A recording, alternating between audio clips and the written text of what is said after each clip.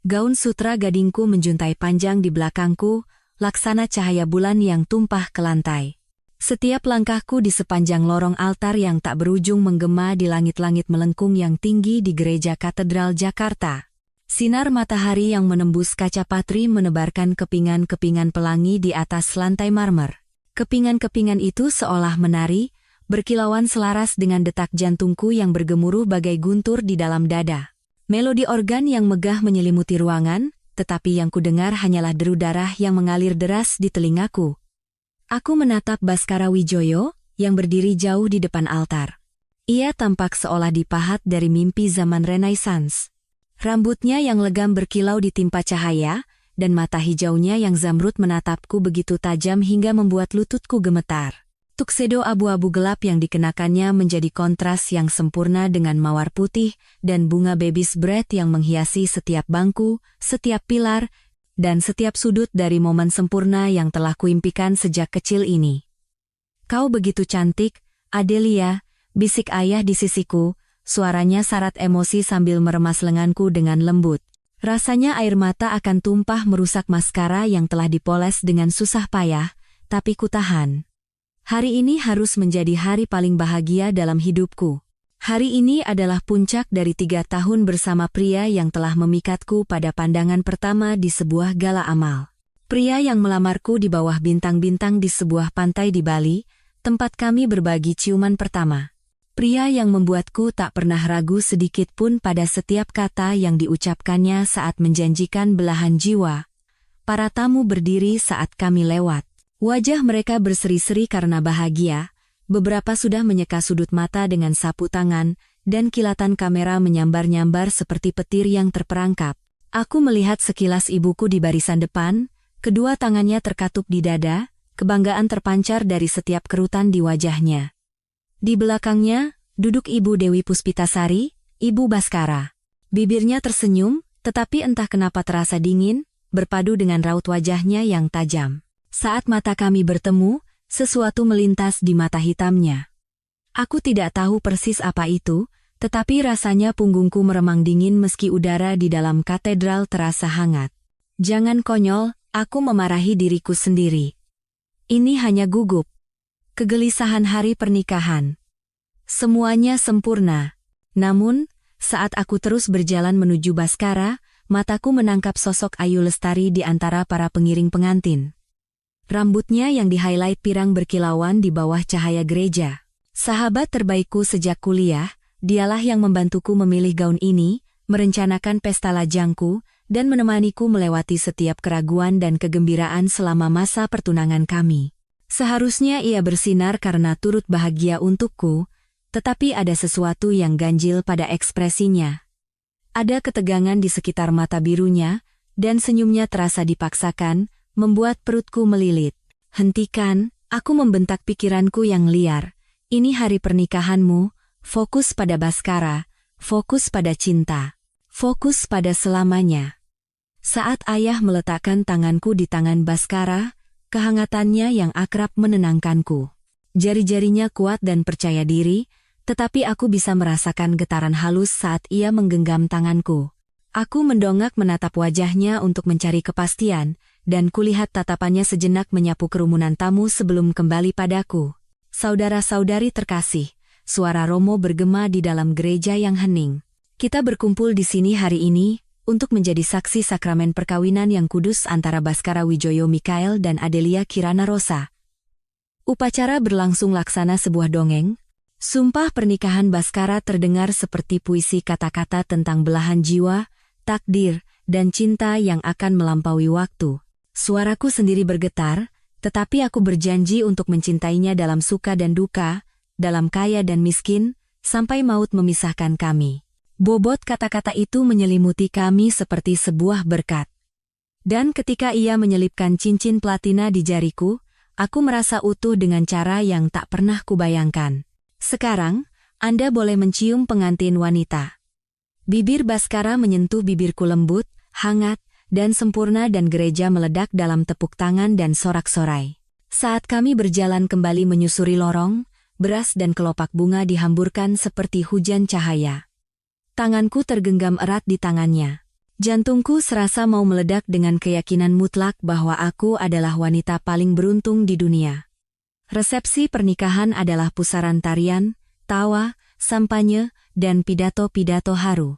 Baskara memutarku di lantai dansa diiringi lagu Kami, kisah romantis dari Glenn Fredly, sementara teman-teman dan keluarga menyaksikan kami dengan wajah berseri-seri. Setiap detailnya sempurna, dari anggrek bulan putih yang menghiasi setiap meja hingga kue 7 tingkat yang seolah layak dipajang di museum. Namun, seiring malam yang semakin larut, aku mulai memperhatikan hal-hal kecil yang menusuk kebahagiaanku laksana duri. Senyum Baskara tampak sedikit dipaksakan saat aku berdansa dengan ayah, ia terus melirik arlojinya setiap kali mengira tidak ada yang melihat. Ketika aku bertatapan dengan Ayu saat lempar buket bunga yang anehnya tidak berusaha, ia tangkap ia tersipu malu dan cepat-cepat membuang muka dengan cara yang canggung, yang tak mungkin hanya karena sampahnya. Yang paling meresahkan adalah Ibu Dewi Puspitasari. Sepanjang resepsi, ia tampak berbisik-bisik dengan beberapa kerabat yang tidak kukenal. Mata hitamnya sesekali melirik ke arahku dan Baskara dengan tatapan yang nyaris terlihat seperti iba. Pikiran itu begitu absurd sehingga segera kutepis, tetapi meninggalkan sudut dingin di hatiku yang bahkan ciuman Baskara tak mampu menghangatkannya. "Siap untuk pergi dari sini, Nyonya Wijoyo?" bisik Baskara di telingaku saat resepsi akan berakhir. Napasnya mengirimkan getaran menyenangkan di leherku. Nama baruku dari bibirnya seharusnya membuatku melambung, tetapi ada nada tergesa-gesa dalam suaranya. Aku sedikit menarik diri untuk mengamati wajahnya. "Ada apa?" tanyaku, memperhatikan rahangnya yang mengeras dan matanya yang terus melirik ke arah pintu keluar. "Tidak, tentu saja tidak," katanya, tetapi tawanya terdengar hampa. "Aku hanya tidak sabar ingin memulai bulan madu kita." Kami mengucapkan selamat tinggal di tengah hujan pelukan dan ucapan selamat. Hujan kelopak mawar dan kembang api menerangi jalan kami menuju limosin yang menunggu. Rumah keluarga Baskara yang kini menjadi rumah kami telah menanti. Sebuah rumah megah peninggalan Belanda di kawasan Menteng, tempat keluarganya telah tinggal selama beberapa generasi. Di sanalah kami akan menghabiskan malam pertama pernikahan kami sebelum terbang ke Paris keesokan paginya, untuk memulai sisa hidup kami sebagai suami istri. Saat mobil menaiki jalan masuk yang berkelok, rumah itu tampak menjulang besar dengan latar belakang langit berbintang. Jendela-jendela dengan teralis tradisionalnya berkilauan seperti mata yang mengawasi di bawah cahaya bulan. Tanaman rambat memanjat dinding batu dan pohon-pohon kenari tua menebarkan bayangan-bayangan berkelok di taman yang terawat apik. Ada keindahan yang kuno namun sedikit menyeramkan, dan malam ini, rasanya lebih mengintimidasi daripada romantis. Baskara terdiam selama perjalanan. Tangannya berada di atas lututku, tetapi pandangannya terpaku pada sesuatu di luar jendela. Ketika aku mencoba memulai percakapan tentang pernikahan, tentang betapa sempurnanya segalanya, jawabannya singkat dan mekanis. "Aku sudah menyiapkan kamar tamu di paviliun timur untuk Ayu," katanya tiba-tiba, memecah keheningan yang panjang. Aku mengerjap, bingung. "Ayu pulang dengan orang tuanya, kau tidak ingat? Dia tidak menginap malam ini."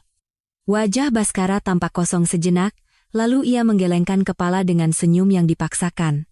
"Oh, benar. Tentu saja. Maaf, aku hanya lelah. Hari yang panjang." Namun, penjelasannya tidak meredakan kegelisahan yang tumbuh di dalam diriku. Ini sama sekali tidak seperti Baskara.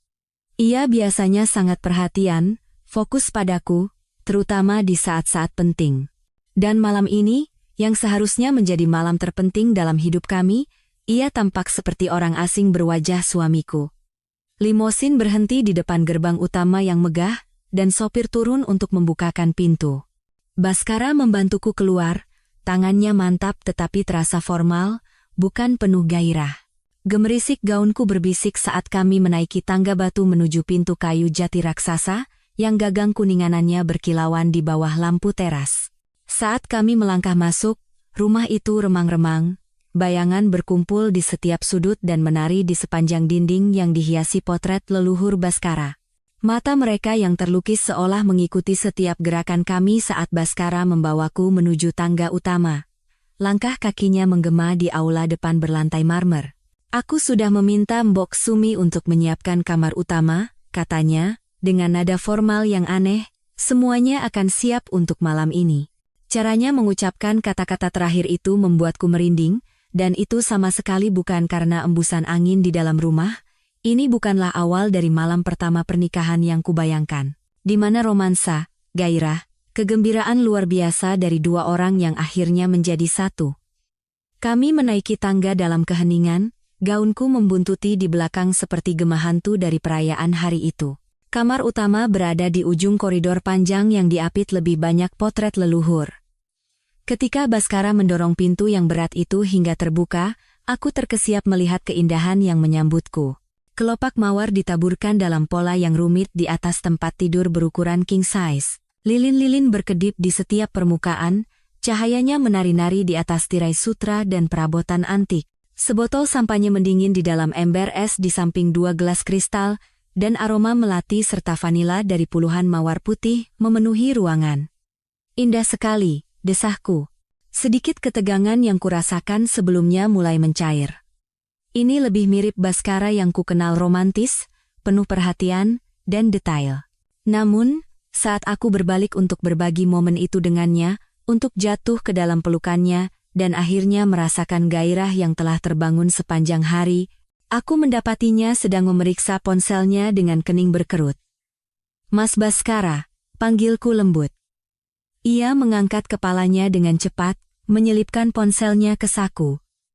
"Maaf. Hanya urusan pekerjaan. Kau tahu bagaimana? Di malam pertama pernikahan kita, kata-kata itu keluar lebih tajam dari yang kumaksud, dan aku melihatnya sedikit tersentak.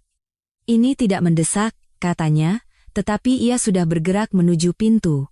Aku hanya perlu menelepon sebentar. Ada masalah dengan reservasi hotel kita di Paris.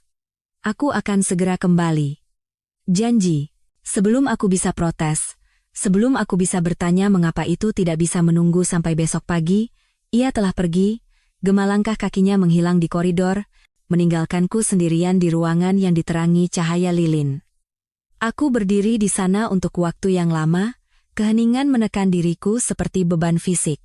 Kelopak mawar, yang beberapa saat lalu tampak begitu romantis, kini terasa seperti kepingan-kepingan mimpi yang baru saja mulai hancur. Lilin-lilin berkedip, menciptakan bayangan yang bergoyang-goyang, membuat ruangan seolah hidup dengan mata-mata yang mengawasi. "Dia akan kembali," kataku pada diri sendiri dengan tegas. Dia hanya gugup. Ini seperti demam panggung sebelum menikah, sangat normal. Tetapi ketika menit-menit berlalu menjadi 1 jam, rasionalisasiku mulai melemah seperti tisu basah. Aku mencoba menelepon ponselnya, tetapi langsung masuk ke pesan suara. Aku mengirim pesan WhatsApp, tetapi tidak ada balasan. Sampahnya tetap tak tersentuh, gelembungnya perlahan mati di dalam gelas kristal. Aku melepaskan gaun pengantinku dan berganti dengan gaun tidur sutra yang sengaja kupilih untuk malam ini, sebuah gaun renda berwarna gading dengan kancing-kancing mutiara kecil yang berkilauan seperti bintang yang terperangkap di bawah cahaya lilin. Aku menyisir rambutku hingga tergerai bergelombang di bahu, menyemprotkan parfum favorit Baskara, dan menunggu. Rumah itu berderit dan berdesah, suara-suara yang terdengar seperti bisikan dalam kegelapan di luar jendela.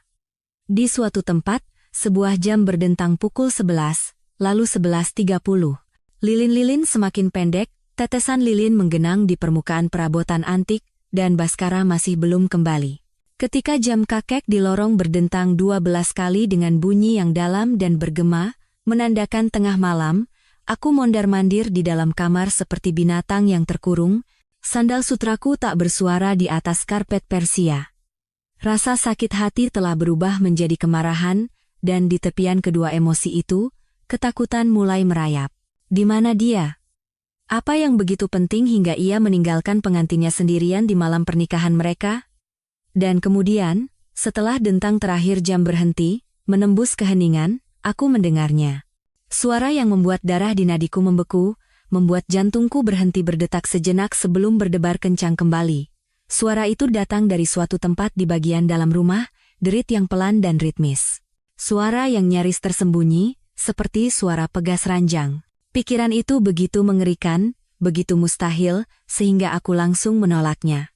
Kau paranoid. Ini rumah tua. Rumah tua memang mengeluarkan suara.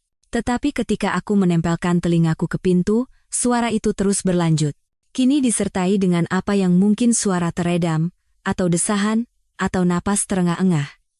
Tanganku gemetar saat memutar gagang pintu kuningan yang berornamen. Aku membuka pintu sedikit, cukup untuk menyelinap ke koridor. Koridor itu membentang seperti terowongan, hanya diterangi oleh lampu-lampu dinding yang menciptakan genangan cahaya kuning di antara bayang-bayang panjang. Suara itu sekarang lebih jelas, datang dari arah paviliun timur, tempat kamar-kamar tamu berada. Setiap langkah terasa seperti berjalan melewati lumpur hisap, kakiku yang telanjang tak bersuara di atas karpet yang melapisi lantai kayu. Potret leluhur Baskara mengawasi langkahku, mata mereka yang terlukis seolah berkilauan menyimpan rahasia. Berkali-kali, aku merasakan gerakan di sudut mataku, hanya untuk berbalik dan mendapati bayangan dan keheningan. Semakin dekat aku ke paviliun timur, semakin keras suara itu, dan bersamanya, suara-suara yang jelas, bisikan pelan, mendesak, dan begitu intim hingga membuat perutku mual. Tidak mungkin. Mustahil. Baskara mencintaiku. Kami baru saja menikah. Beberapa jam yang lalu, dia berjanji akan mencintaiku selamanya. Tetapi bahkan saat pikiranku dipenuhi penyangkalan, tubuhku tahu kebenarannya. Setiap naluriku menjeritkan bahaya, pengkhianatan, dan rasa sakit yang begitu dalam, hingga akan menghancurkan semua yang kukira ku tahu tentang cinta, kepercayaan, dan pria yang baru saja kuikrarkan untuk menghabiskan sisa hidupku bersamanya. Aku berhenti di depan pintu tempat suara itu terdengar paling kuat. Kamar Ibu Dewi.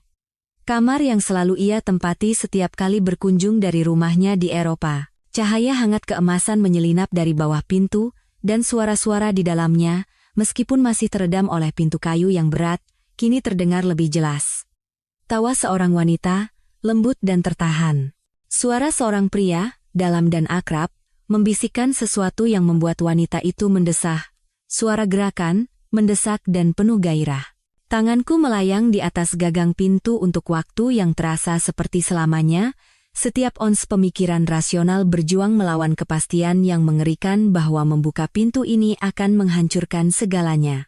Pernikahanku, kepercayaanku, hatiku, bahkan realitasku sendiri, tetapi aku harus tahu, bahkan jika pengetahuan itu akan membunuhku, aku harus tahu. Kuningan terasa dingin di bawah telapak tanganku saat aku perlahan memutar gagang pintu. Aku berdoa agar tidak berderit, berdoa agar aku salah, berdoa agar apa yang akan kutemukan di balik ambang pintu ini bukanlah akhir dari segala sesuatu yang indah yang pernah kupercayai. Pintu terbuka tanpa suara di atas engselnya yang terawat baik, menampakkan pemandangan yang akan terpatri dalam ingatanku sampai hari kematianku. Lilin-lilin berkelip di seluruh kamar Ibu Dewi, cahayanya menari-nari di atas perabotan antik dan karpet Persia. Tapi yang menarik perhatianku adalah tempat tidur. Di atas ranjang 4 tiang yang besar, 2 sosok bergerak bersama dalam pelukan penuh gairah. Tubuh mereka saling terkait, suara mereka meninggi dalam desahan kenikmatan yang menusuk hatiku seperti belati. Awalnya, yang kulihat hanyalah bayangan dan lekuk tubuh, anggota badan yang pucat di bawah cahaya lilin. Rambut sang wanita tergerai di atas bantal seperti emas yang tumpah, dan bahu lebar sang pria bergerak di atasnya, menutupi sebagian besar pandanganku.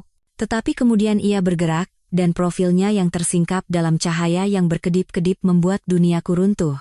Suamiku pria yang beberapa jam lalu berjanji untuk mencintai hanya aku sedang bercinta dengan wanita lain di ranjang ibunya. Cincin kawinnya berkilauan di bawah cahaya lilin saat tangannya membelai tubuh wanita itu dengan keakraban yang telah terbiasa. Wanita di bawahnya melengkungkan tubuh ke atas, memutar wajahnya ke arah pintu. Dan ketika aku melihat siapa dia, kepingan terakhir duniaku hancur menjadi debu. Ayu Lestari. Sahabat terbaikku, pengiring pengantinku. Wanita yang membantuku memilih gaun pengantinku, yang menggenggam tanganku saat aku merasa cemas sebelum pernikahan, yang baru pagi ini mengatakan betapa beruntungnya aku menemukan pria sehebat Baskara. Mereka bergerak bersama dalam ritme sepasang kekasih, yang telah melakukannya berkali-kali sebelumnya. Bisikan mesra dan desahan gairah mereka adalah simfoni pengkhianatan yang bergema di jiwaku yang hancur. Aku rindu ini, desah Ayu, jari-jarinya menyusuri punggung Baskara. Aku benci melihatmu menikahinya hari ini.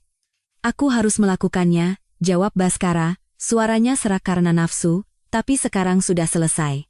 Dia tidak akan pernah curiga. Kita akhirnya bisa bersama, seperti yang selalu kita rencanakan. Kata-kata itu menghantamku seperti pukulan fisik, setiap kata merampas napasku hingga aku pusing karena kekurangan oksigen. Seperti yang selalu kita rencanakan. Sudah berapa lama ini berlangsung? Sudah berapa lama aku hidup dalam kebohongan? Bagaimana jika dia tahu? Suara Ayu diwarnai nada khawatir yang mungkin akan menyentuh hatiku jika bukan karena pengkhianatan yang sedang mereka lakukan. Dia tidak akan tahu, kata Baskara dengan kekejaman yang percaya diri. Adelia terlalu mudah percaya, terlalu naif. Dia hanya melihat apa yang ingin dia lihat. Selain itu, setelah malam ini, kita akan memiliki akses ke dana perwaliannya. Kita bisa menghilang kemana saja di dunia ini. Dana perwalian. Warisan dari nenekku, yang minggu lalu, sebagai bagian dari perencanaan keuangan pranikah, telah kuserahkan pengelolaannya kepada Baskara. Warisan yang kupercayakan padanya karena aku mencintainya, karena aku percaya ia akan selalu memikirkan kepentinganku. Pengkhianatan itu begitu sempurna, begitu terencana, hingga sejenak aku tidak bisa memprosesnya. Ini bukanlah kelemahan sesaat, bukan kesalahan sekali yang lahir dari kegelisahan pranikah atau kebingungan. Ini adalah penipuan yang disengaja, yang direncanakan bahkan sebelum aku mengenal Baskara. Aku pasti mengeluarkan suara terkesiap, atau isak tangis, atau ekspresi keputusasaan yang tak disadari. Dua sosok di ranjang itu membeku. Kepala Baskara menoleh ke arah pintu, dan di bawah cahaya lilin, aku melihat wajahnya berubah dari gairah menjadi keterkejutan, lalu menjadi sesuatu yang mungkin adalah rasa bersalah, jika ia adalah manusia yang mampu merasakan emosi seperti itu. Adelia. Namaku jatuh dari bibirnya seperti kutukan.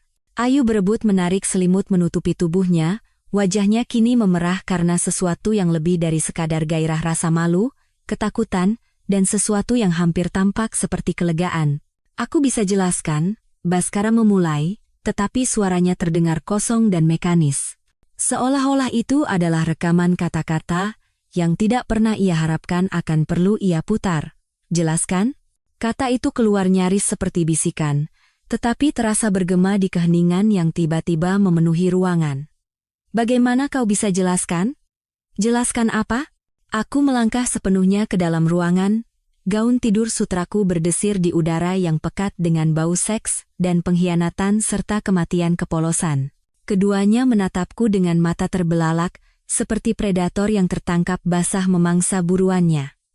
Bagaimana kau bisa menjelaskan bahwa suamiku berada di ranjang dengan sahabat terbaikku di malam pernikahan kami? Suaraku semakin kuat, kini didorong oleh kemarahan yang nyaris suci. Bagaimana kau bisa menjelaskan bahwa semua ini sudah direncanakan? Bahwa kalian berdua mencuri uangku? Bahwa seluruh pernikahanku adalah sebuah kebohongan? Ini tidak seperti yang kau lihat, kata Ayu dengan suara kecil yang menyedihkan. Aku tertawa, dan suaranya begitu pahit hingga aku sendiri pun tersentak. Tidak seperti yang kulihat, kau telanjang di ranjang dengan suamiku, membicarakan rencana untuk mencuri uangku. Dan kau bilang ini tidak seperti yang kulihat? Baskara mengayunkan kakinya ke sisi ranjang, mencari pakaiannya. Adelia, tolong. Biarkan aku jelaskan. Ini rumit. Rumit? Aku berteriak sekarang, melepaskan semua kepura-puraan pengendalian diri. Apa yang rumit dari pengkhianatan? Apa yang rumit dari kebohongan? Apa yang rumit dari menghancurkan hidup seseorang demi uang? Kau tidak akan mengerti. Aku mengerti dengan sempurna. Kata-kata itu meledak dariku bersama emosi yang telah terpendam bertahun-tahun. Kau tidak pernah mencintaiku. Semua ini, seluruh hubungan kita, hanya demi warisanku. Adakah yang nyata dari semua ini? Sedikit pun? Keheningan yang menyusul sudah cukup sebagai jawaban. Wajah Baskara pucat, tetapi tidak ada penyesalan di sana, tidak ada rasa sakit atas penderitaan yang telah ia sebabkan, hanya kalkulasi. Roda-roda di kepalanya berputar saat ia mencoba mencari cara untuk meminimalkan kerusakan pada rencananya yang telah disusun dengan cermat. Jika kau mau tenang dan mendengarkan tenang, sesuatu di dalam diriku putus. Benang terakhir yang menahan kewarasanku. Kau menyuruhku tenang. Aku memberimu segalanya, hatiku, tubuhku, masa depanku, uangku. Aku memberikan semua yang kumiliki, dan ini caramu membalasnya? Ayu tetap diam selama percakapan ini, memegangi selimut di dadanya. Tapi sekarang ia angkat bicara, dengan kemarahan yang tidak pantas, yang hanya bisa dimiliki oleh orang yang benar-benar egois. Seharusnya tidak seperti ini, katanya. Kau tidak seharusnya tahu. Oh, kalau begitu jauh lebih baik, kataku, mengalihkan amarahku padanya. Pada wanita ini yang beberapa jam lalu tersenyum di pernikahanku, memelukku, dan memberitahuku betapa bahagianya ia untukku. Sudah berapa lama? Sudah berapa lama kalian melakukan ini? Ia melirik Baskara, seolah mencari arahan, atau izin, atau mungkin hanya berharap Baskara yang akan menjawab. Tetapi Baskara sibuk mengenakan kemejanya, gerakannya cepat dan efisien, seolah bersiap untuk pertempuran atau pelarian. Berapa lama? Tuntutku lagi. 2 tahun, bisik Ayu. 2 tahun. Sebelum Baskara melamarku, sebelum ia memberitahuku bahwa ia mencintaiku. Sebelum aku mulai merencanakan masa depan yang akan kita miliki bersama. Sejak sebelum kita bertunangan, suaraku sekarang sangat pelan, sangat mematikan. Tangan Baskara berhenti di atas kancingnya. Sejak sebelum kau memberitahuku bahwa kau mencintaiku. Sejak sebelum kau melamarku. Sejak sebelum aku memperkenalkanmu pada Ayu di pesta makan malam itu. Potongan terakhir jatuh pada tempatnya dengan kejelasan yang memuakkan. Aku tidak memperkenalkan mereka. Mereka sudah saling kenal. Keterkejutan di wajah Ayu saat aku membawa Baskara pulang adalah palsu. Chemistry di antara mereka, yang kuanggap sebagai karena keduanya penting bagiku, adalah nyata, tetapi karena alasan yang sama sekali salah, kalian merencanakan ini sejak awal, itu bukanlah pertanyaan. Kalian mencari tahu tentangku, tentang warisanku, lalu kau memastikan untuk bertemu denganku di gala amal itu. Kau memastikan aku jatuh cinta padamu, keheningan Baskara sudah cukup sebagai pengakuan. Dan kau, aku kembali menatap Ayu, kau membantunya. Kau berpura-pura menjadi temanku, memberitahunya semua kelemahanku, memberitahunya cara yang tepat untuk membuatku jatuh cinta padanya. Air mata kini mengalir di wajahnya, tetapi itu lebih karena frustrasi daripada penyesalan sejati. Kau harus mengerti, Adelia.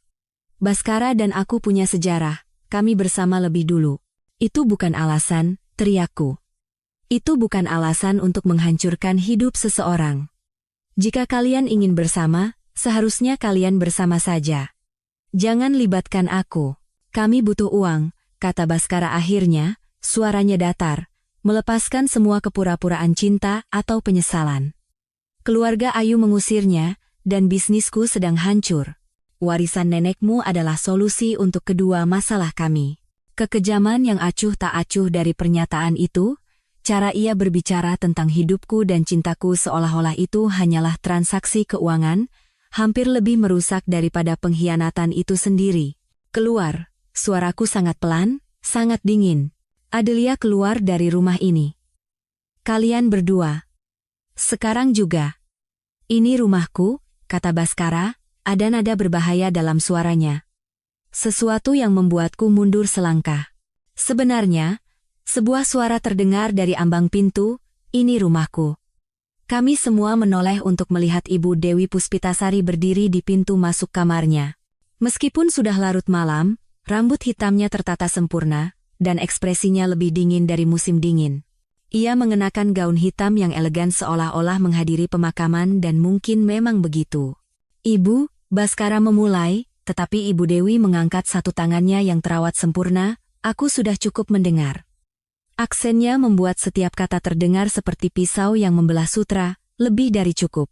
Anda tahu, bisikku, menatap wanita ini yang beberapa jam lalu menyambutku ke dalam keluarga, tersenyum dan bersulang seolah-olah ia mendapatkan menantu perempuan yang ia dambakan. Mata hitam Ibu Dewi bertemu denganku, dan di dalamnya aku melihat sesuatu yang tak terduga, penyesalan. Aku curiga, katanya pelan, tapi aku berharap aku salah. Aku berharap putraku lebih terhormat dari ini. Ibu tidak mengerti. Aku mengerti dengan sempurna. Suara Ibu Dewi bisa membekukan api. Kau menikahi wanita muda yang cantik dan penuh kepercayaan ini demi uangnya, lalu berselingkuh dengan sahabatnya. Kau berencana untuk mencuri darinya dan meninggalkannya. Kau telah menodai nama baik keluarga kita dan melanggar setiap sumpah yang kau ucapkan di hadapan Tuhan. Wajah Baskara melewati serangkaian ekspresi terkejut, marah, perhitungan sebelum mengeras menjadi kemarahan defensif. Dia tidak akan pernah tahu uang itu hilang. Dia punya lebih dari yang dia tahu harus diapakan. Bukan itu intinya. Ketenangan Ibu Dewi retak sejenak, menampakkan kemarahan di baliknya. Intinya adalah kau seorang pencuri dan pembohong dan aib bagi semua yang dijunjung tinggi oleh keluarga ini. Ia berbalik ke arahku, ekspresinya sedikit melembut. Aku minta maaf, Nak, lebih dari yang bisa kau bayangkan. Aku ingin kau tahu bahwa rumah ini milikku, dan kau boleh tinggal di sini selama yang kau mau. Mereka, ia melirik Baskara dan Ayu dengan penghinaan yang tak terselubung. Tidak. Ibu, apa maksud ibu ini milik ibu? Tuntut Baskara. Ibu Dewi tersenyum, dan itu seperti serigala yang memperlihatkan giginya.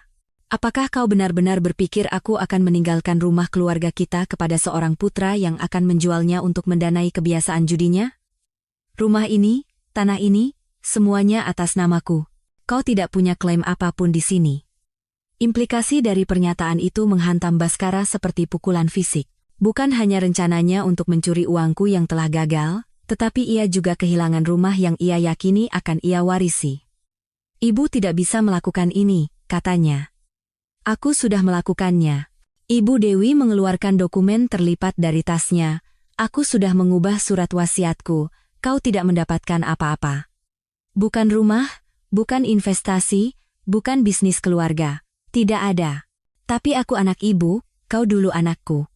Sekarang, kau hanyalah orang asing yang kebetulan berbagi DNA-ku.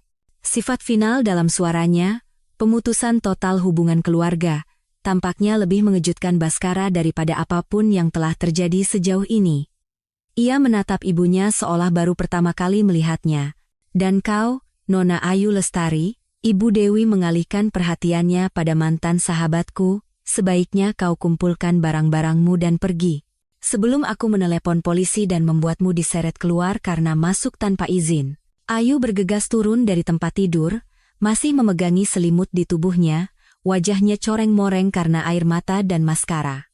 Pakaianmu ada di kamar tamu tempat kau meninggalkannya saat datang untuk merayu putraku, kata Ibu Dewi dengan ketepatan yang sedingin es. Aku beri kau 5 menit. Saat Ayu bergegas keluar dari kamar, Ibu Dewi kembali menatap Baskara. Dan kau, bersihkan dirimu dan barang-barangmu dari rumah ini sebelum matahari terbit. Setelah itu, kau akan dianggap sebagai penyusup. Aku harus pergi kemana? Nada menyedihkan dalam suaranya mungkin pernah membuatku luluh. Sekarang, itu hanya terdengar menyedihkan. Itu bukan urusanku, jawab Ibu Dewi. Seharusnya kau memikirkannya sebelum memutuskan untuk menghancurkan hidup seseorang demi uang. Baskara menatapku saat itu, dan sejenak, aku melihat sesuatu di matanya yang mungkin merupakan penyesalan sejati. Adelia, aku. Aku mengangkat tangan, terkejut dengan betapa mantapnya suaraku. Jangan katakan kau menyesal. Jangan katakan itu tidak berarti apa-apa. Jangan katakan kau mencintaiku. Kita berdua tahu itu hanya akan menjadi kebohongan lain. Ia membuka mulutnya untuk membantah, lalu menutupnya lagi. Lagi pula, apa yang bisa ia katakan?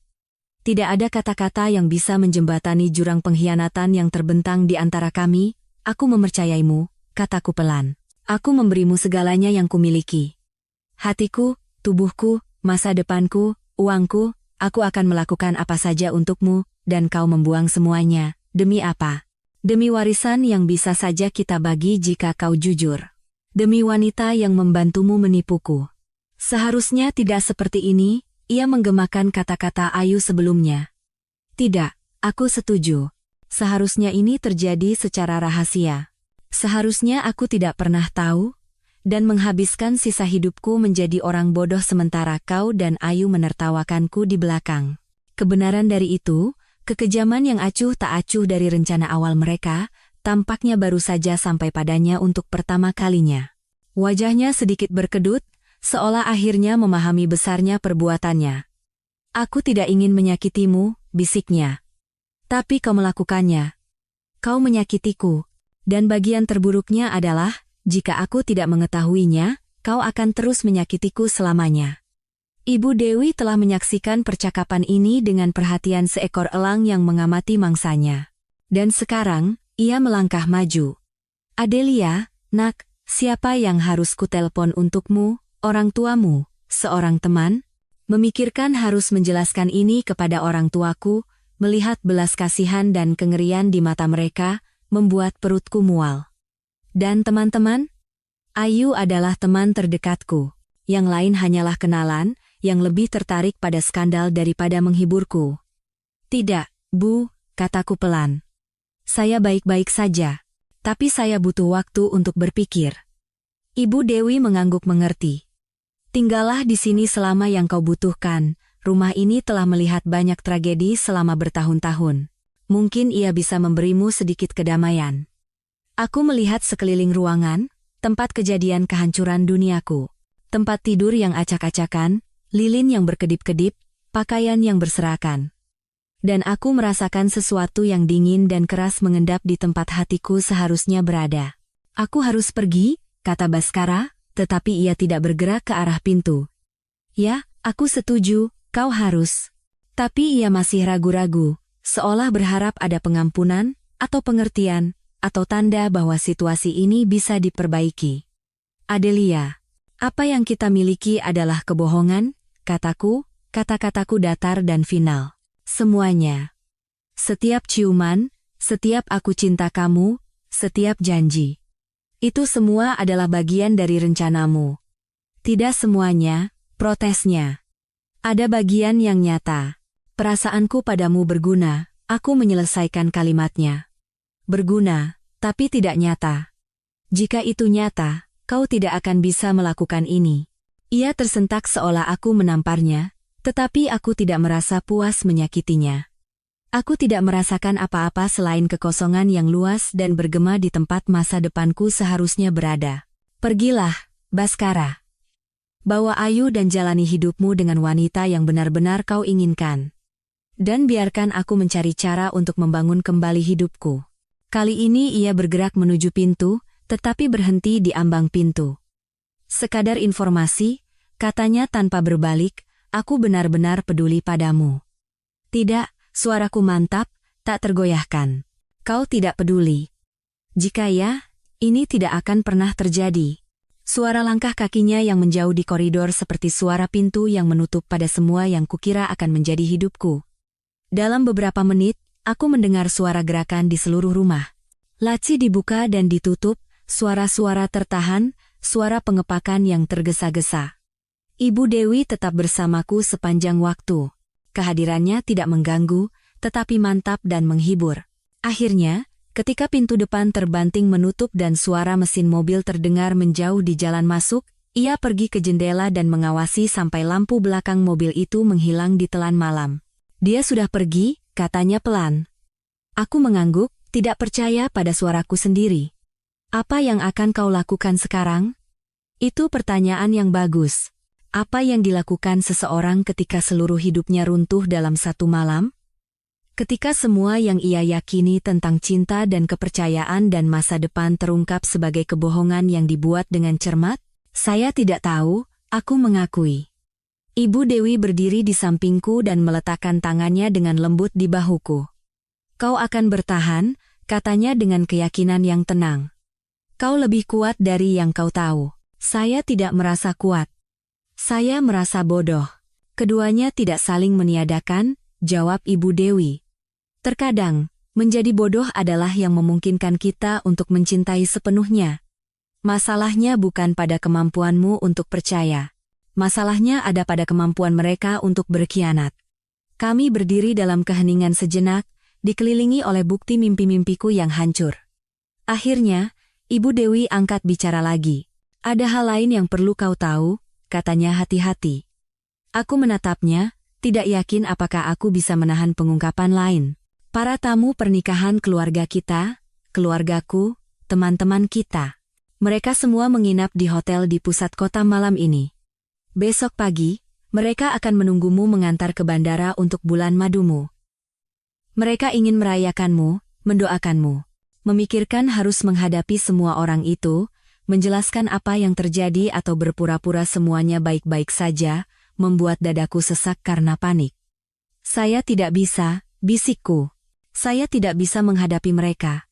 Saya tidak bisa memberitahu mereka. Kalau begitu jangan, kata Ibu Dewi sederhana. Aku menatapnya. Apa maksud Anda? Senyum perlahan merekah di wajahnya, setajam bisa memotong kaca. Maksudku, Baskara dan Ayu telah membuat pilihan mereka. Mereka memilih penipuan, pengkhianatan, dan keserakahan. Mungkin sudah saatnya mereka menghadapi konsekuensi dari pilihan itu. Saya tidak mengerti. Ibu Dewi berbalik menghadapku sepenuhnya, mata hitamnya berkilauan dengan sesuatu yang mungkin adalah kenakalan, atau mungkin balas dendam. Nak, kau sudah bertahan sepanjang malam. Sekarang saatnya menyerang.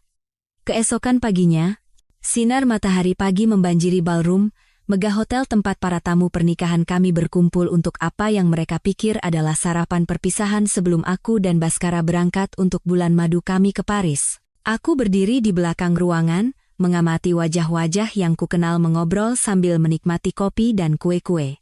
Mereka sama sekali tidak tahu bahwa perayaan pernikahan mereka yang sempurna akan berubah menjadi sesuatu yang sama sekali berbeda. Aku hampir tidak tidur sama sekali. Menghabiskan sisa malam pernikahanku merencanakan apa yang Ibu Dewi sebut sebagai momen kebenaran. Ia sangat membantu. Memberikan detail tentang situasi keuangan Baskara yang tidak ku ketahui, kontak yang bisa membantuku mengamankan asetku, dan yang terpenting, keberanian untuk mengendalikan narasiku sendiri, alih-alih membiarkan mereka yang menuliskannya. Orang tuaku duduk di meja depan, wajah mereka bersinar dengan kebanggaan dan kebahagiaan yang menyayat hatiku. Kerabat Baskara memenuhi beberapa meja, wajah mereka penuh antisipasi, menunggu pasangan bahagia itu muncul. Keluarga Ayu juga ada di sana, orang tuanya tersenyum cerah, menikmati kebahagiaan yang terpantul dari pernikahan sempurna sahabat putri mereka. Mereka sama sekali tidak tahu apa yang akan terjadi. Baskara tiba lebih dulu. Ia mengenakan pakaian bepergian, tampak rapi dan tenang, senyumnya meyakinkan seperti yang telah ia latih. Ia bergerak di sekitar ruangan seperti seorang aktor berpengalaman, menerima ucapan selamat dan doa. Pesona yang sama yang membuatku jatuh cinta padanya. Melihatnya sekarang, mengetahui apa yang ku ketahui, aku bisa melihatnya apa adanya pertunjukan. Terencana, hampa, dan dirancang untuk mendapatkan keuntungan maksimal dari setiap interaksi. Ayu muncul beberapa menit kemudian, tampak bersinar dalam gaun biru muda yang sangat cocok dengan rambut pirangnya. Ia bergerak di antara kerumunan dengan keyakinan seseorang yang percaya bahwa ia telah berhasil melakukan kejahatan sempurna. Memeluk kerabatku, tertawa dengan teman-teman kuliah lama, memainkan peran sahabat yang berbakti dengan sempurna. Keduanya belum melihatku. Aku mengambil posisi di belakang pilar dekoratif di dekat pintu masuk. Aku ingin mengamati mereka lebih dulu. Melihat bagaimana mereka menangani penipuan besar ini sebelum istana kartu mereka runtuh. Hadirin sekalian, seru Baskara, mengetuk gelas sampanyenya dengan sendok perak. Ruangan perlahan menjadi hening, semua perhatian tertuju pada suamiku saat ia bersiap untuk berpidato kepada para tamu. Terima kasih banyak telah bergabung dengan kami pagi ini. Adelia dan saya ingin mengucapkan terima kasih yang tulus kepada Anda semua yang telah bergabung dengan kami di pernikahan kami kemarin, dan kami ingin mengucapkan beberapa patah kata sebelum kami berangkat ke Paris. Kerumunan itu merespons dengan gumaman penghargaan, wajah-wajah menoleh ke arah Baskara dengan penuh harap. Ia menguasai ruangan dengan ahli, di atas panggungnya sendiri. Kemarin adalah hari terindah dalam hidupku, lanjutnya. Suaranya hangat dengan apa yang terdengar seperti emosi sejati. Menikahi wanita impianku, dikelilingi oleh semua orang yang kucintai, tidak ada kebahagiaan yang lebih besar. Beberapa orang mendesah kagum. Ibuku menyeka matanya dengan tisu, emosi dari hari sebelumnya masih terasa. Adelia dan saya merasa sangat diberkati, lanjut Baskara. Dan kami ingin Anda tahu betapa berartinya dukungan Anda bagi kami saat kami memulai babak baru dalam hidup kami bersama. Itu adalah pidato yang indah, disampaikan dengan ketulusan yang sempurna. Jika aku tidak tahu yang sebenarnya, aku mungkin akan terharu juga. Sebaliknya, aku merasa mual melihatnya memanipulasi orang-orang baik ini yang benar-benar peduli pada kami. Di mana pengantin wanita kita yang pemalu? Seru salah satu pamanku, Paman Budi, dengan senyum ramah, melihat sekeliling ruangan. Ekspresi Baskara goyah sejenak begitu cepat sehingga kebanyakan orang tidak akan menyadarinya, tetapi aku melihatnya. Kedipan ketidakpastian itu saat ia menyadari bahwa ia tidak tahu di mana aku sebenarnya, atau apa yang mungkin kurencanakan. Oh, dia sedang merapikan riasannya, katanya dengan lancar. Kau tahu wanita, selalu ingin tampil sempurna. Beberapa orang tertawa mendengar itu, tetapi aku memperhatikan wajah Ayu sedikit menegang. Ia sekarang mengamati ruangan, dan ketika matanya bertemu denganku di belakang pilar, wajahnya menjadi pucat. Ia mengatakan sesuatu kepada Baskara, terlalu pelan untuk kudengar, dan aku melihat bahasa tubuhnya langsung berubah. Bahunya menegang, senyumnya menjadi kaku, dan matanya mulai mencari di antara kerumunan dengan kepanikan yang nyaris tak terselubung. Sudah waktunya. Aku melangkah keluar dari balik pilar, dan berjalan melewati kerumunan dengan langkah yang terukur. Percakapan mereda saat orang-orang menyadari kehadiranku, wajah mereka cerah dengan kasih sayang dan rasa ingin tahu tentang apa yang akan kukatakan. Aku mengenakan gaun hitam sederhana pilihan yang disengaja untuk suasana pemakaman dan cincin kawinku jelas tidak ada di jariku. Aku telah meninggalkannya di meja samping tempat tidur Ibu Dewi, bersama dengan catatan yang berterima kasih atas kebaikannya dan berjanji untuk tetap berhubungan. Adelia, panggil ibuku, bangkit dari kursinya dengan tangan terbuka. Pengantin kita yang cantik. Aku mencium pipi ibuku dan menerima pelukannya, tetapi tatapanku tetap tertuju pada Baskara. Wajahnya telah menjadi abu-abu, dan aku bisa melihat pikirannya berpacu, mencoba mencari tahu apa yang akan kukatakan. Selamat pagi, semuanya. Suaraku terdengar jelas di seluruh ballroom. Terima kasih telah datang pagi ini, dan terima kasih telah merayakan bersama kami kemarin. Itu benar-benar waktu yang mencerahkan. Mata Baskara sedikit melebar mendengar pilihan kataku, tetapi ia mempertahankan ketenangannya. Ada sebuah cerita yang ingin saya bagikan dengan Anda semua. Lanjutku, berjalan ke depan ruangan untuk berdiri di samping Baskara. Sebuah cerita penting tentang pernikahan saya.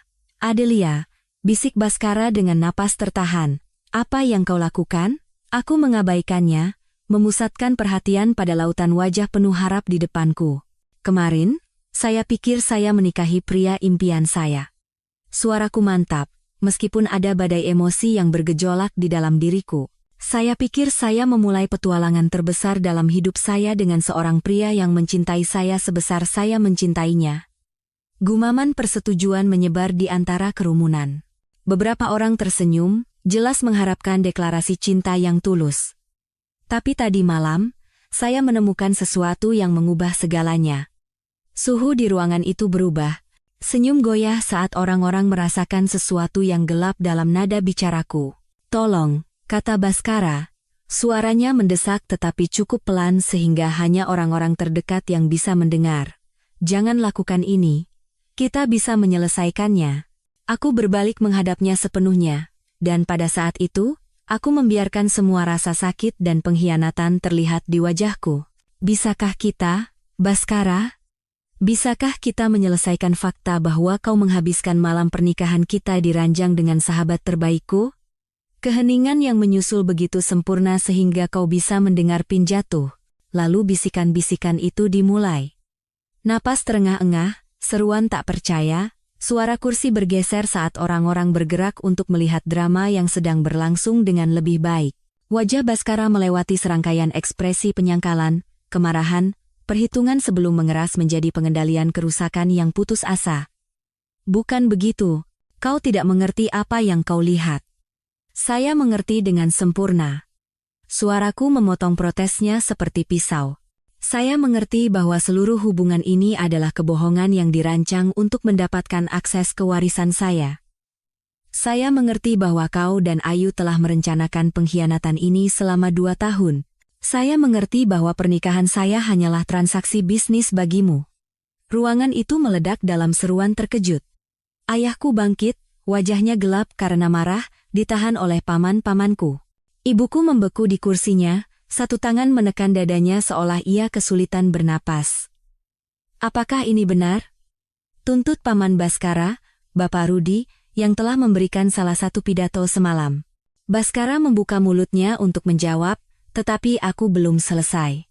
Ayu, panggilku, berbalik menghadap mantan sahabatku. Ia berdiri di dekat meja prasmanan, bersandar pada dinding.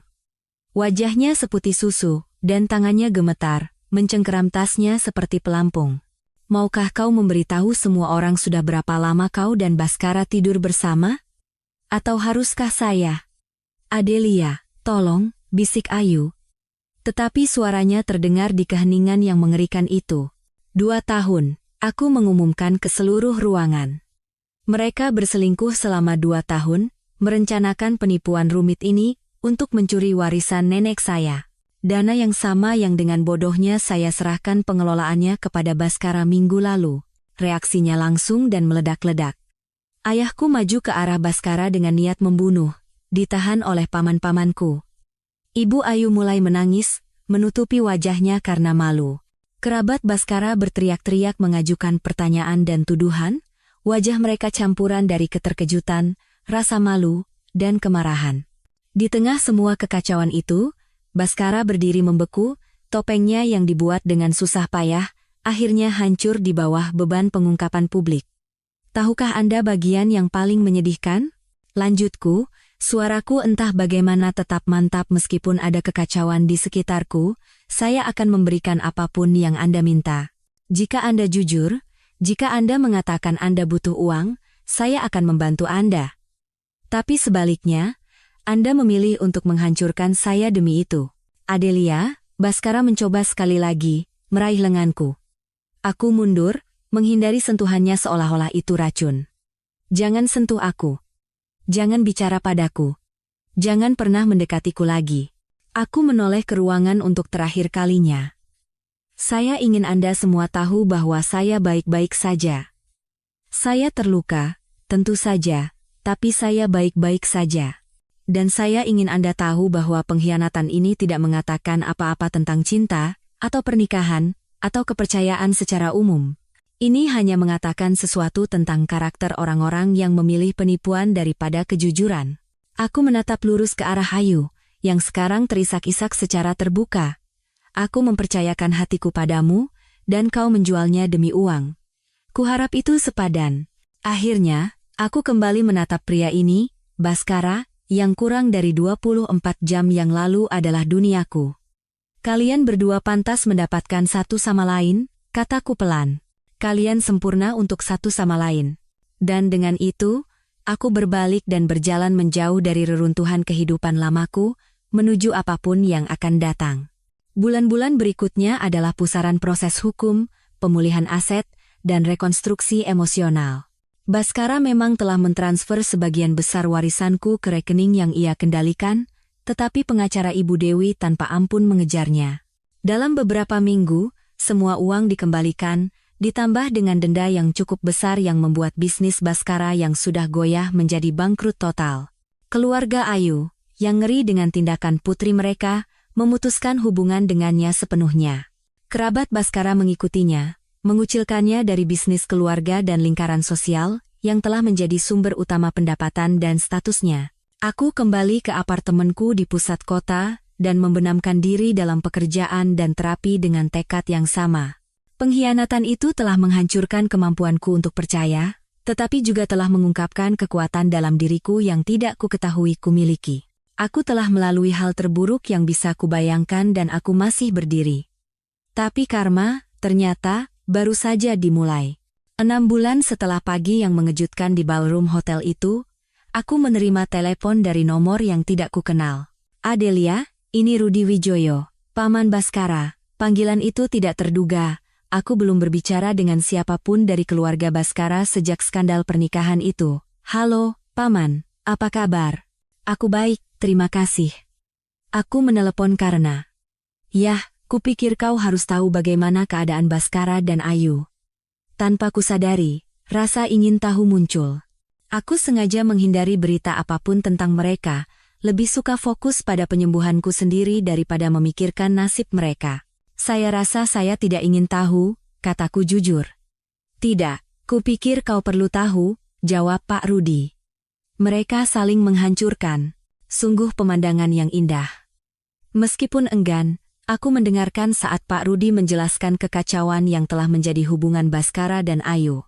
Ternyata, tanpa warisanku untuk menopang mereka, stres karena keadaan hidup mereka yang menurun drastis mulai menggerogoti hubungan mereka seperti asam. Baskara menyalahkan Ayu karena mendorongnya untuk melakukan penipuan pernikahan. Ayu menyalahkan Baskara karena ketahuan mereka tinggal bersama lebih karena kebutuhan daripada cinta, dan apartemen sempit yang mereka mampu beli jauh dari gaya hidup mewah yang mereka rencanakan. Baskara mulai minum-minum, lanjut Pak Rudi. Dia kehilangan sisa bisnisnya, dan sekarang dia kesulitan mendapatkan pekerjaan tetap. Ayu bekerja di sebuah department store, dan kudengar dia membenci setiap detiknya.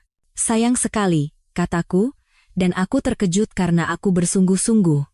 Bukan karena aku merasa kasihan pada mereka, tetapi karena kehancuran hidup mereka terasa hampa daripada memuaskan. "Ada lagi," kata Pak Rudi. Mereka terus-menerus bertengkar. Tetangga sudah menelepon polisi 2 kali karena kekerasan dalam rumah tangga. Ayu mencoba meninggalkannya bulan lalu, tetapi ia tidak punya tempat tujuan. Keluarganya tidak mau menerimanya kembali, dan ia membakar semua jembatan lainnya saat semua ini terungkap. Gambaran yang dilukiskan Pak Rudi adalah tentang 2 orang yang terperangkap dalam penjara yang mereka ciptakan sendiri.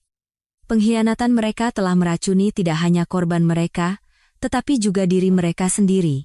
"Mengapa Anda memberitahukan ini kepada saya?" tanyaku. Pak Rudi terdiam sejenak.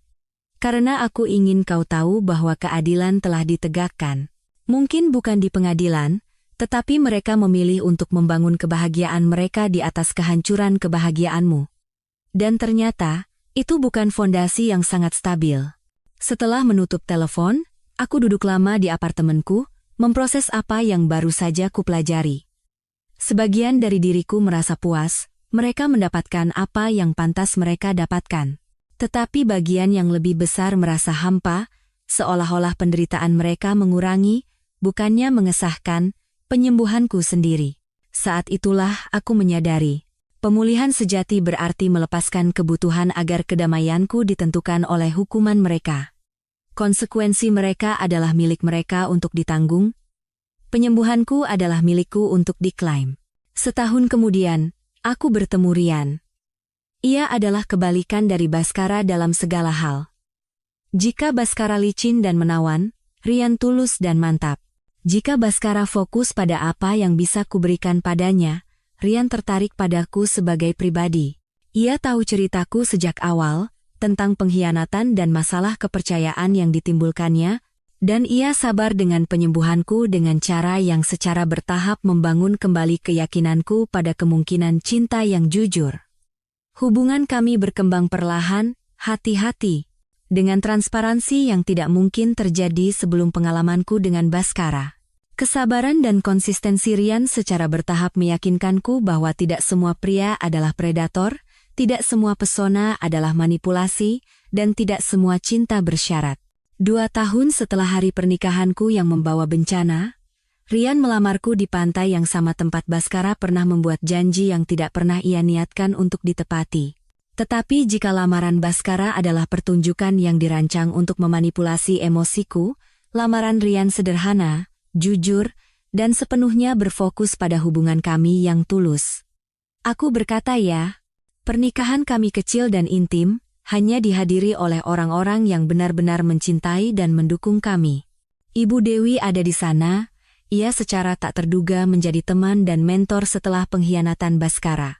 Orang tuaku, yang kesulitan mempercayai penilaian mereka sendiri setelah ditipu habis-habisan oleh Baskara, perlahan-lahan mulai menyukai Rian saat mereka melihat karakternya yang sejati.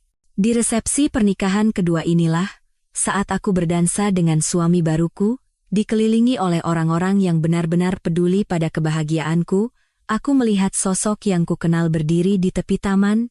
Ia tampak mengerikan, kurus, tidak bercukur, pakaiannya kusut dan bernoda. Ia berdiri di balik pagar taman seperti hantu dari masa laluku, menatapku dengan ekspresi yang tidak bisa kubaca. "Sebentar," bisikku, mencium pipi Rian. "Aku akan segera kembali." Rian mengikuti tatapanku dan langsung melihat Baskara. Rahangnya mengeras, tetapi ia hanya mengangguk. "Mau kutemani?" "Tidak," kataku, terkejut dengan betapa tenangnya perasaanku. "Ini harus kuselesaikan sendiri." Aku berjalan melintasi taman menuju Baskara. Aku sadar beberapa tamu telah memperhatikan kehadirannya dan mengawasi dengan tegang. Ketika aku sampai di pagar, aku berhenti beberapa langkah darinya, menunggunya untuk berbicara. Dari dekat, ia tampak lebih buruk. Matanya merah, kulitnya pucat, dan ia berbau seperti orang yang belum mandi berhari-hari. "Adelia," katanya, suaranya serak dan pecah. "Baskara." Aku menjaga nadaku tetap netral, seperti urusan bisnis. "Kau tampak cantik, kau tampak bahagia." "Terima kasih." Kami berdiri dalam keheningan sejenak, suara resepsi pernikahanku berlanjut di belakangku, tawa, musik, denting gelas yang diangkat dalam perayaan yang tulus. "Aku datang untuk meminta maaf," katanya akhirnya. "Untuk apa?" "Sekarang tidak masalah lagi. Aku tahu sudah terlambat. Tapi aku ingin kau tahu bahwa aku menyesal atas semua yang kulakukan." Aku mengamati wajahnya, mencari manipulasi, perhitungan yang selalu ada di sana sebelumnya. Tapi yang kulihat sekarang hanyalah keputusasaan yang hancur. "Bagaimana kabar Ayu?" tanyaku. Wajah Baskara berkerut. "Dia meninggalkanku 6 bulan lalu." Katanya dia tidak tahan lagi melihat wajahku. Tidak tahan dengan apa yang telah kami alami. "Dan sekarang kau sendirian." "Sepenuhnya." Ia tertawa, tetapi itu lebih seperti isak tangis. "Tidak ada uang, tidak ada pekerjaan, tidak ada keluarga, tidak ada teman. Semua orang yang pernah peduli padaku tidak mau bicara denganku lagi. Itu karma," kataku sederhana. "Aku tahu. Aku tahu ini yang pantas kudapatkan. Tapi Adelia, aku ingin kau tahu bahwa perasaanku padamu adalah nyata. Mungkin dimulai sebagai bagian dari rencana, tapi di suatu titik itu menjadi nyata. Aku menatap pria hancur ini yang pernah menjadi duniaku, dan aku tidak merasakan apa-apa. Tidak ada kemarahan, tidak ada kesedihan, tidak ada kepuasan, hanya kekosongan yang luas dan damai di tempat semua rasa sakit itu pernah berada." "Itu tidak penting," kataku pelan. "Apa? Apakah itu nyata atau tidak? Itu tidak penting lagi." Wajah Baskara melewati serangkaian ekspresi kebingungan, harapan, keputusasaan. "Aku memaafkanmu," lanjutku, "dan saat aku mengatakannya, aku menyadari itu benar. Bukan untukmu, tapi untukku. Aku memaafkanmu karena menyimpan kemarahan meracuni kebahagiaanku." Kata-kata itu tidak berarti apa-apa selain bahwa aku berdamai dengan apa yang terjadi. Itu berarti aku berharap kau menemukan cara untuk memiliki kehidupan yang lebih baik, tetapi itu tidak berarti aku menginginkanmu dalam hidupku. Baskara menatapku untuk waktu yang lama, dan aku bisa melihatnya memproses finalitas kata-kataku. "Kau benar-benar bahagia," katanya, ada nada heran dalam suaranya, seolah-olah ia terkejut bahwa hal seperti itu mungkin terjadi setelah apa yang ia lakukan padaku. "Ya, aku bahagia. Dengan pria ini. Dengan diriku sendiri," aku mengoreksi. "Rian luar biasa, tapi kebahagiaanku tidak bergantung padanya, sama seperti dulu kebahagiaanku bergantung padamu. Aku belajar untuk menjadi utuh sendirian." Pernyataan ini tampaknya lebih memukul Baskara daripada apapun yang telah kukatakan. Wajahnya berkerut, dan sejenak aku pikir ia akan menangis. "Aku merusak segalanya," bisiknya. "Kau merusak apa yang kita miliki, aku setuju, tapi kau tidak merusakku, kau tidak bisa." Aku mundur selangkah dari pagar, siap untuk kembali ke kehidupanku yang sebenarnya, pernikahanku yang sebenarnya, kebahagiaanku yang sebenarnya. "Selamat tinggal, Baskara." "Adelia, tunggu." Aku berbalik, dan pada saat itu, aku melihatnya dengan jelas, mungkin untuk pertama kalinya. Bukan sebagai pria menawan yang memikatku, Bukan sebagai penjahat yang mengkhianatiku, tetapi sebagai manusia yang sangat cacat yang telah membuat pilihan-pilihan mengerikan dan sekarang hidup dengan konsekuensinya. Aku tidak bisa memberimu apa yang kau cari, kataku lembut. Aku tidak bisa mengampunimu, atau menghilangkan rasa bersalahmu, atau membuat hidupmu lebih baik. Itu harus kau lakukan sendiri. Aku tidak tahu caranya. Dengan cara yang sama sepertiku, satu hari demi satu hari, dengan bantuan, dengan kejujuran, dengan tekad untuk menjadi orang yang lebih baik dari sebelumnya. Aku mulai berjalan pergi lagi, lalu berhenti. Baskara, ya, jangan pernah datang ke pernikahanku lagi. Jangan datang ke rumahku. Jangan menelepon Rian atau siapapun di keluargaku. Jika kau ingin meminta maaf, lakukan dengan menjalani kehidupan yang berharga. Lakukan dengan memastikan kau tidak pernah menyakiti siapapun lagi seperti kau menyakitiku. Jika aku melakukannya, jika aku menjadi orang yang lebih baik, aku menatapnya untuk terakhir kalinya. Pria ini yang telah mengajariku bahwa aku lebih kuat dari yang ku ketahui, lebih tangguh dari yang kubayangkan, dan mampu mencintai lebih dari yang berani kuharapkan. Maka mungkin suatu hari nanti kau akan memaafkan dirimu sendiri, kataku. Tapi itu urusanmu dengan dirimu sendiri, bukan urusanku. Aku berjalan kembali ke resepsi pernikahanku, kembali ke Rian, kembali ke kehidupan yang telah kubangun dari abu mimpiku. Aku tidak menoleh ke belakang untuk melihat apakah Baskara masih di pagar. Itu tidak penting. Ceritanya sekarang miliknya untuk ditulis, ceritaku adalah milikku. Rian menemuiku di tengah taman, matanya mencari jejak rasa sakit di wajahku. Kau baik-baik saja? Sempurna, kataku, dan aku bersungguh-sungguh. Ia menarikku ke dalam pelukannya, dan kami berdansa di bawah bintang-bintang sementara teman-teman dan keluarga kami merayakan di sekitar kami. Masa lalu adalah masa lalu. Masa depan terbentang di depan kami, cerah dan tak terbatas. Dan pada saat itu, aku berada tepat di tempat yang seharusnya. Baskara tidak pernah menghubungiku lagi. Bertahun-tahun kemudian, Ibu Dewi menyebutkan sambil lalu bahwa ia mendengar kabar Baskara telah mencapai titik terendahnya, kemudian menjadi konselor di pusat rehabilitasi narkoba, membantu orang lain membangun kembali hidup mereka. Apakah itu benar atau tidak? Apakah ia menemukan penebusan atau masih tersesat dalam konsekuensi pilihannya? Aku tidak pernah tahu. Dan, dengan rasa puas yang dalam, aku menyadari bahwa aku tidak perlu tahu.